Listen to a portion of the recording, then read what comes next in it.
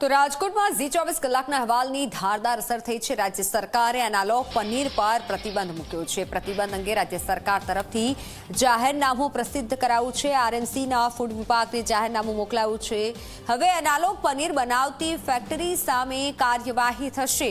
Fortune paneer નામની ફેક્ટરીમાં કાર્યવાહી શરૂ કરી દેવાઈ। ફૂડ વિભાગની ટીમ દ્વારા ત્યાં દરોડા પાડવામાં આવ્યા। કાર્યવાહી જે થતી હતી ત્યાં ફૂડ વિભાગની ટીમ પહોંચી અને કાર્યવાહી શરૂ કરાઈ છે। જે પણ કામગીરી થતી હતી તેના પર રોક લગાવી દેવાઈ છે। આરએમસીના ફૂડ વિભાગે જાહેરનામું જે મોકલાયું છે તેની અમલવારી હવે શરૂ થઈ ચૂકી છે। ફોર્ચ્યુન પનીર નામની ફેક્ટરીમાં કાર્યવાહી શરૂ કરાઈ।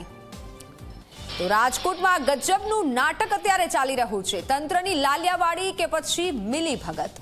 સીલ મારેલી ફેક્ટરી ફરી ધમધમી રહી છે। ખુલ્લેઆમ ઝેરી એનાલોગ પનીરનું વેચાણ થઈ રહ્યું છે। જે કારખાનું સીલ કર્યું હતું તે કારખાનું ધમધમતું મળી આવ્યું। તંત્રની બેદરકારીના કારણે પ્રજાના સ્વાસ્થ્ય સાથે ખુલ્લેઆમ ચેડા થઈ રહ્યા છે। એનાલોગ પનીર જૂનાગઢથી વેચવા લઈને આવતા હતા। દરરોજ 25 કિલો એનાલોગ પનીરનું વેચાણ થતું હતું। FSSAIના સ્ટીકર સાથે પેકિંગ પણ કરતા હતા। વિચારો, FSSAIના સ્ટીકર સાથે પેકિંગ કરતા હતા। જાહેરનામું પ્રસિદ્ધ કરાયું છે છતાં પણ આ ફેક્ટરી ધમધમી રહી છે।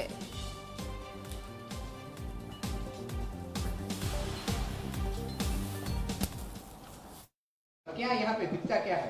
दही पनीर। और पनीर कहाँ से आता है? बाहर से ही आता है, इधर नहीं बनता। और कितना रोज का लेके आते हो? 20 से 25। आपके सेठ को मना किया गया है यहाँ पे पनीर बेच रहे हैं, फिर भी आप बेचते हो। और जो ऑफिसर आए थे उसके लिए भी आप दरवाजा नहीं खोले, क्या कहेंगे इसके बारे में? नहीं, दरवाजा तो बोला कि जब तक हम ना आए तब तक मत खोलो। ओके। तो यहाँ पे एनालॉग पनीर भी मिला है। आप बता रहे हैं कि दही पनीर बेच रहे हैं, यहाँ तो एनालॉग पनीर बेचा जा रहा है। हाँ तो पनीर है, दही पनीर ही है। कितने टाइम से बेचते हो? मैं तो 1 महीना 10-15 दिन हुआ होगा मेरे को, ज़्यादा से ज़्यादा। कितना रोज का पनीर बिकता, कितना कहाँ से आता है? 20-25 किलो बिकता है। कहाँ से आता है? ये तो बाहर से ही आता है। मतलब कहाँ बाहर से? मतलब जूनागढ़। कौन बेचता है? अब ये नहीं पता मेरे को। ये इतना क्या प्राइस में बेचते थे आप? ये मेरे को नहीं पता। तो तुम कहीं लेने आए, मैं लेना आप यहाँ क्या करते हो? नहीं, मैं कभी बेचता ही नहीं इधर। तो बोल रहे हो 25 किलो बेचते हैं हम यहाँ पे, तो कौन बेचता है? आपके सेठ? वो सेठ बेचता होगा ना, मैं क्यों बेचूंगा पनीर? રાજ્ય સરકારે એનાલોગ પનીર ઉપર પ્રતિબંધ મૂક્યો છે અને રાજકોટના લાતી પ્લોટમાં ફોર્ચ્યુન પનીર નામનું જે કારખાનું છે તે ધમધમી રહ્યું છે।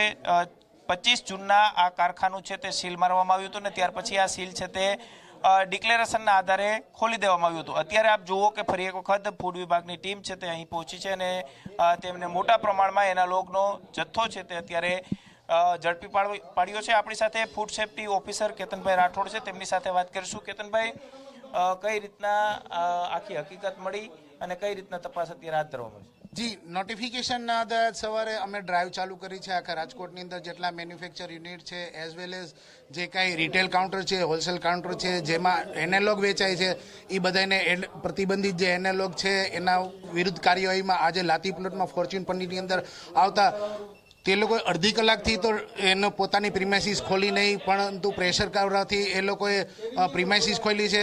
અંદર જથ્થો જોવા મળતા અમને એનાલોગ પ્રોડક્ટ પનીર, ચીઝ આવું અમને જોવા મળેલ છે અને હજી સુધી માલિકની અહીં હાજરી નથી। પરંતુ જે ફૂડ સેફ્ટી એન્ડ સ્ટાન્ડર્ડ એક પ્રમાણે સરકાર દ્વારા જે નોટિફિકેશન જારી કરવામાં આવ્યું છે એ જારી નોટિફિકેશન છતાં બી અહીં મેન્યુફેક્ચર બી થાય છે અને અહીં વેચાણ પણ કરવામાં આવે છે। કેતનભાઈ, સામાન્ય રીતે અત્યાર સુધી આ લીગલી હતું, FSSAIનો નિયમ મુજબ કરેલું છે। હવે સરકારે આને પ્રતિબંધ મૂક્યો છે, તો આનું કન્ટેન્ટ શું હોય કે આ ખાવું હાનિકારક છે એટલે સરકારે આ પ્રતિબંધ મૂકવાની જરૂર પડી? જી, સરકારને બહુ ઊંડો વિચાર કરીને જ એનાલોગ પ્રતિબંધિત કર્યું છે। એ સાથે અમે સમજ છીએ। સરકારે આવડો મોટો જે નિર્ણય લીધો છે એ આપણા સમાજ માટે બહુ સારો નિર્ણય છે। ખરેખર એનાલોગ ને આ લોકો ઉત્પાદન કરી અને પનીર તરીકે વેચતા હતા, જે ખરેખર ખોટું કહેવાય. અગાઉ પણ આ પેઢીમાંથી અમે પનીરના સેમ્પલ લીધા છે, અગાઉ પણ આને નોટિસ આપેલી છે, એને દંડ બી કરેલો છે અને સીલ બી કરેલી છે. તો ખુલ્લી કેવી રીતના કીધી? હા, એને આપણે સોગંદનામું આપ્યું હતું કે હવે પછી હું આવી પ્રવૃત્તિ નહીં કરું. આજે જે સરકારના નોટિફિકેશન ઉપરથી અમે અહીંયા ફરીથી ચેકિંગમાં આવ્યા તો એ આ પ્રકારની પ્રવૃત્તિ કરતા હોય એવું અમને જોવા મળેલ છે. ખૂબ જ મોટા પ્રમાણમાં રાજકોટ નહીં પરંતુ સમગ્ર ગુજરાતમાં રેસ્ટોરન્ટોની અંદર એનાલોગ પનીરમાંથી સબ્જીઓ બને છે અને એવું પણ લખવામાં આવે છે કે એનાલોગ પનીરમાંથી બનેલી છે. આ પનીરની સબ્જી ખાવાથી કયા પ્રકારના રોગ થતા હોય છે અને કેવું લોકોના સ્વાસ્થ્ય સાથે કેવી રીતના ચેડા થતા હોય છે? જી, સરકારે બહુ ઊંડો વિચાર કર્યો જ છે કે આનાથી આપણા સમાજની અંદર જે હ્યુમન છે એના સ્વાસ્થ્ય ઉપર કંઈક ને કંઈક અસર થતી જ છે. એટલા માટે પનીર ઉપર આવી રીતના પ્રતિબંધ લાદવામાં આવ્યો છે અને હવે પછી આ પ્રકારના એનાલોગ પ્રોડક્ટ્સનું વેચાણ ગુજરાતની અંદર નહીં કરવા માટેના જે food safety and standard act અને FDCA દ્વારા જે નોટિફિકેશન જારી કરવામાં આવ્યું છે એ મુજબ ટોટલી પ્રતિબંધ છે.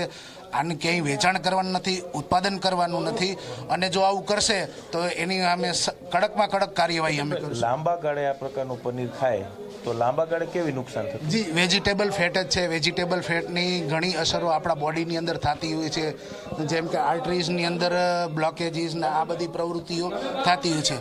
હવેના સમાજની અંદર જે બહાર જઈને જમવાની જે વ્યવસ્થા છે એમાં પનીરનો બહોળા પ્રમાણમાં ઉપયોગ થાય છે. આ પનીર શુદ્ધ મળી રહે એટલા માટે સરકાર આ બધા નિર્ણય ઓળખવું હોય તો સામાન્ય વ્યક્તિ આ જોઈને કઈ રીતના ઓળખી શકે આને?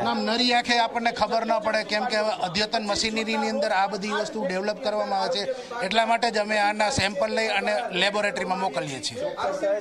25 જૂનના જ્યારે આ જ ફેક્ટરીની અંદર ફૂડ વિભાગની ટીમે દરોડા કર્યા હતા અને સીલ કર્યું હતું ત્યારે પણ સેમ્પલ છે તે લેવામાં આવ્યા હતા અને સેમ્પલના નમૂનાનો રિપોર્ટ છે તે હજુ સુધી આવ્યો નથી. પરંતુ તે પહેલાં જ સરકારે હવે એનાલોગ પનીર છે તેના ઉપર પ્રતિબંધ છે તે મૂકી દીધો છે. 1 મહિના પહેલાં રાજકોટના મેયરે જે રીતના દાવાઓ કર્યા હતા કે જે ફૂડ વિભાગની ટીમો છે તે સતત લોકોના સ્વાસ્થ્ય સાથે ચેડા કરનાર લોકો છે તેમની સામે કડક કાર્યવાહી કરશે, પરંતુ આ દાવાઓ માત્ર દાવાઓ રહ્યા અને આ ફેક્ટરી છે તે ફરી એક વખત ધમધમતી થઈ ચૂકી હતી. હવે કઈ રીતના આ ફેક્ટરીના માલિક છે તેમની સામે કાર્યવાહી કરવામાં આવે છે તે જોવું પણ સૌથી મહત્વનું રહેશે.